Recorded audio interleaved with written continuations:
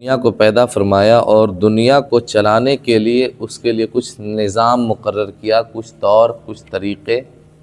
نظام کہتے ہیں کہ ہر ایک چیز کے قاعدہ قانون کو مقرر کیا، اس کو بولتے ہیں نظام قدرت۔ یعنی اللہ تبارک و تعالیٰ نے جو قوانین بنائے ہیں، جو طور طریقے بنائے ہیں، اس طور طریقے سے دنیا چلتی رہے گی۔ روزانہ سورج پورب سے نکلتا ہے، پچھم میں ڈوبتا ہے، یہ نظام قدرت ہے۔ روزانہ چاند رات میں دکھتا ہے اور دن میں نہیں دکھتا ہے، یہ نظام قدرت ہے۔ جب مرد اور عورت کا ملن ہوتا ہے تو ایک نئے انسان کا جنم ہوتا ہے، یہ نظام قدرت ہے جو اللہ تبارک و تعالیٰ نے قانون بنائے رکھا ہے۔ ایک نظام قدرت ہے اور ایک قدرت ہے کہ روزانہ پورب سے سورج کا نکلنا اور پچھم میں ڈوبنا، یہ نظام قدرت ہے۔ لیکن جب اللہ تبارک و تعالیٰ اپنی قدرت اور اپنی طاقت کا ظہور فرماتا ہے تو پچھم سے سورج اگاتا ہے اور پھر پچھم میں ڈبا دیتا ہے۔ جیسا کہ آپ نے سن رکھا ہے، قیامت سے پہلے یہ نشانی ضرور ظاہر ہوگی۔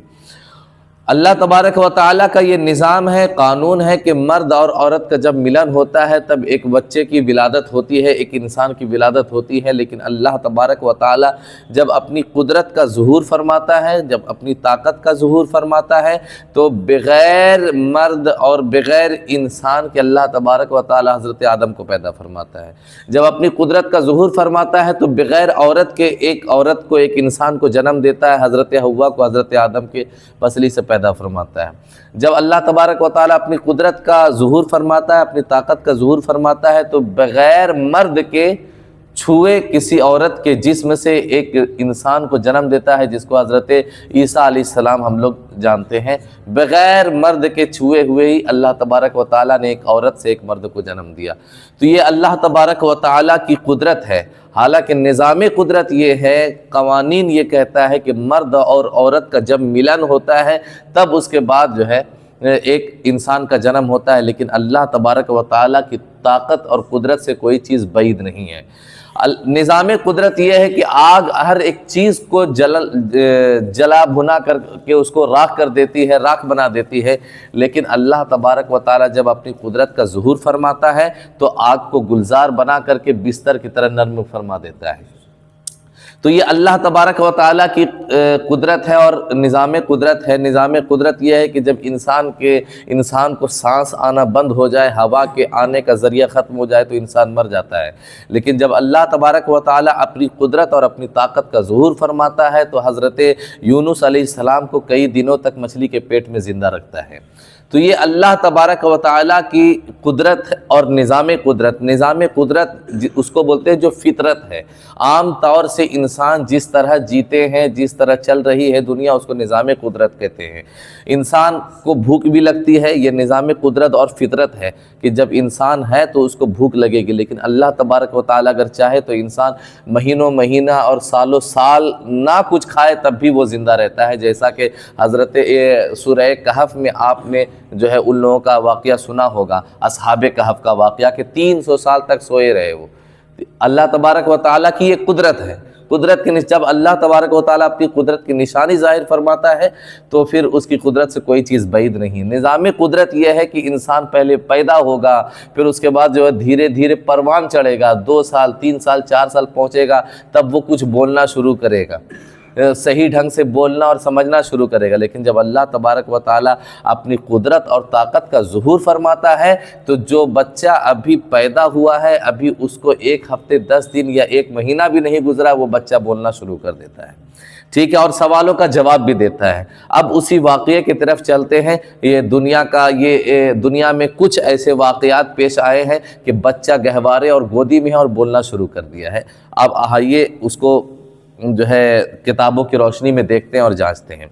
یا ایھا الذین آمنوا استعینوا بالصبر والصلاۃ ان اللہ مع الصابرین۔ اے ایمان والو، استعینوا بالصبر والصلاۃ، مدد طلب کرو نماز سے، نماز کے ذریعے اور صبر کر کے۔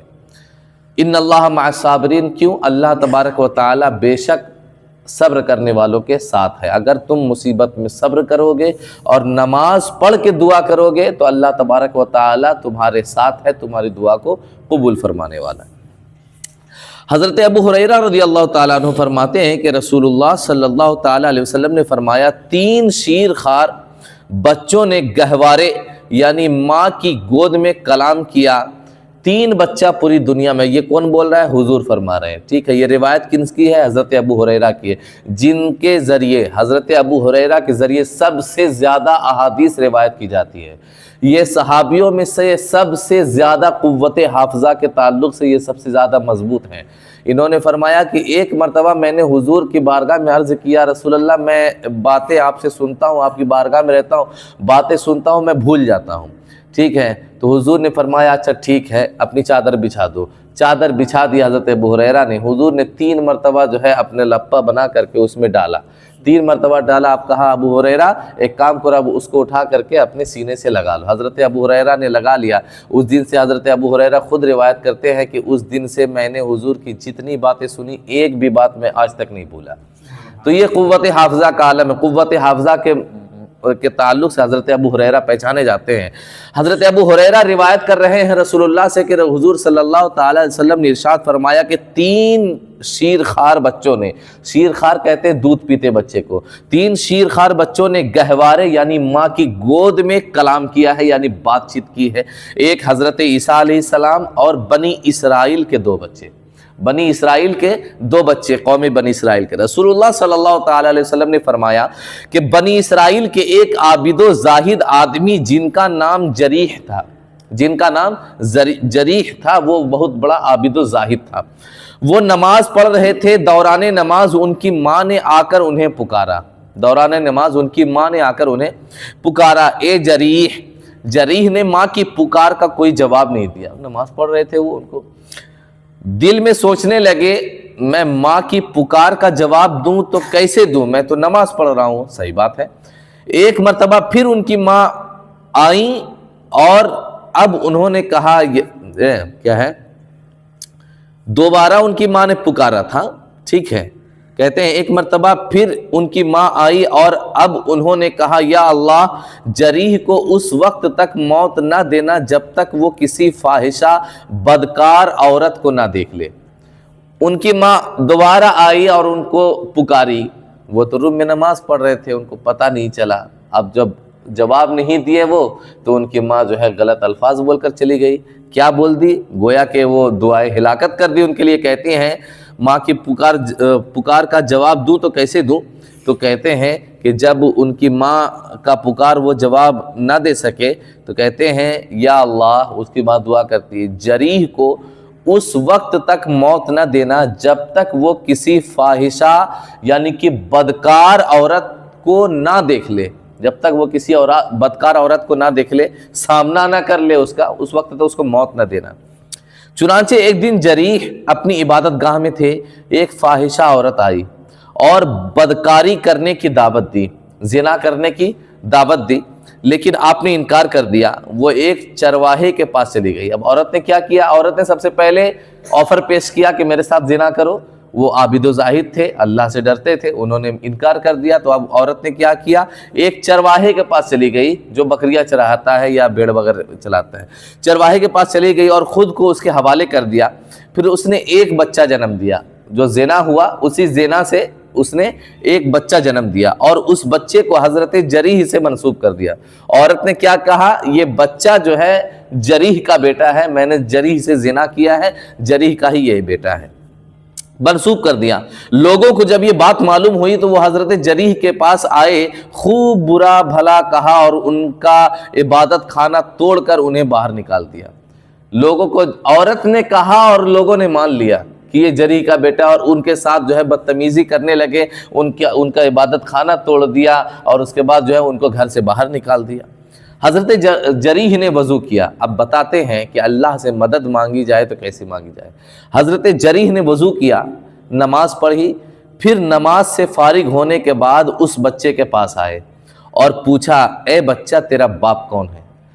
ہر شخص جانتا ہے کہ بچے سے پوچھنا بیکار ہے، لیکن یہ جریح تھے، ان کو پورا پختہ ارادہ تھا اور ان کو پختہ یقین تھا کہ اللہ تبارک و تعالی میری عزت بچانے والا ہے. وہ کہتے ہیں اس بچے سے پوچھا اے بچہ تیرا باپ کون ہے؟ بچہ بول پڑا. بچہ بول پڑا کہ فلاں چرواہا میرا باپ ہے. بھرے مجمع میں انہوں نے پوچھا, بچہ بول پڑا کہ فلاں چرواہا میرا باپ ہے. اب لوگوں نے کہا اے جریح, ہم سے بڑی غلطی ہوئی, آپ ہمیں اجازت دیں تو ہم لوگ آپ کا عبادت خانہ سونے کا بنوا دیتے ہیں. ہم سے غلطی ہوئی ہے, ہم نے آپ پر شک کیا, آپ پر الزام لگائے, لہٰذا اگر آپ ہمیں اجازت دیں گے تو سونے کا ہم عبادت خانہ بنوا دیں گے. حضرت جریح نے کہا نہیں, پہلے کی طرح مٹی کا ہی بنا دو, سونے کا عبادت خانہ مجھے نہیں چاہیے. دوسرا واقعہ کچھ اس طرح ہے کہ بنی اسرائیل کی ایک عورت ایک بچے کو دودھ پلا رہی تھی کہ اسی درمیان ایک خوبصورت سوار گزرا, تو اس عورت نے کہا اے اللہ میرے بیٹے کو اس سوار جیسا بنا دے. اس عورت نے کیا دعا کیا, اے مولا تو مجھے میرے بچے کو جو ابھی دودھ پی رہا ہے اس کو کیا اس کے لیے دعا کرتی ہے ایک ماں, اے اللہ تبارک و تعالیٰ تو میرے بچے کو اس گھوڑ سوار کی طرح بنا دے. بچے نے ماں کی پستان چھوڑ دی, دودھ پینا چھوڑ دیا, سوار کی جانب متوجہ ہوا اور کہنے لگا اے اللہ مجھ کو اس جیسا نہ بنانا. بچہ گہوارے میں گود میں بول پڑا ہے, چونکہ ماں نے دعا کی تھی اور دعا کے خلاف ہی بچہ کہنے لگا اے اللہ تو مجھے اس گھوڑ سوار کے جیسا نہ بنانا. اس کے بعد پھر دودھ پینے لگا, اتنا بول کر پھر وہ دودھ پینے لگا.